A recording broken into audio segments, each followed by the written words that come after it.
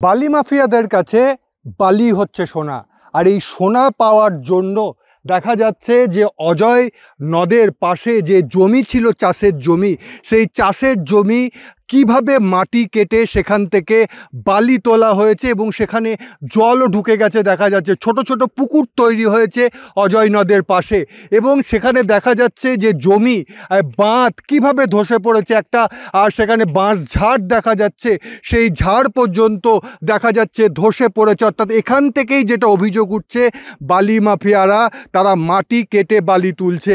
আর গ্রামবাসীদের যে অভিযোগ, এই যে বিস্তীর্ণ এলাকা দেখা যাচ্ছে, এই যে এলাকা দেখা যাচ্ছে যেগুলো কাটা রয়েছে, ছোট ছোট পুকুরের আকার ধারণ করেছে, এবং এখানে যে বালি এখনও স্পষ্ট দেখা যাচ্ছে যে এইখানে কিন্তু বালি তুলে রেখে দিয়েছে। অর্থাৎ এই মাটি খুঁড়ে সেখান থেকে এই বালি পাওয়া গেছে, যা তারা সোনা বলেই মনে করে। এবং কাউকে 5,000 টাকা, কারো কোনো কৃষক চাষির হাতে 5,000 টাকা দিয়ে বা কারো হাতে আরও সামান্য কিছু টাকা দিয়ে সেই জমি নিয়ে নেওয়া হয়েছে।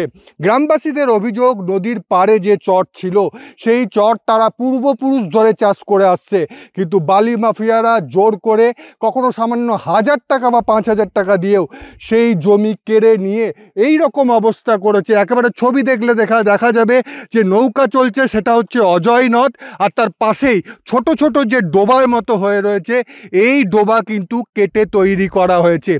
এবং গ্রামবাসীদের অভিযোগ, পুলিশ প্রশাসন সমস্ত বিষয়টাই জানে, এবং এইটাই কিন্তু বারবার করে প্রশ্ন উঠছে যে দেখা যাচ্ছে যে এইভাবে জমির পর জমি কেটে এখানে বালি তোলা হচ্ছে। সত্যিই কি প্রশাসন এ বিষয়ে কিছু জানে না? না, গ্রামবাসীরা যে অভিযোগ তুলছে সেটাই সত্যি। কোথাও কি প্রশাসন চোখ বন্ধ করে রয়েছে? সেই কারণেই এইভাবে সরকারি জমি, সেই জমি একেবারে কৃষকদের, চাষিদের কাছ থেকে কেড়ে নিয়ে সেখান থেকে বালি তোলা হচ্ছে। এ প্রশ্ন কিন্তু থেকেই যাচ্ছে।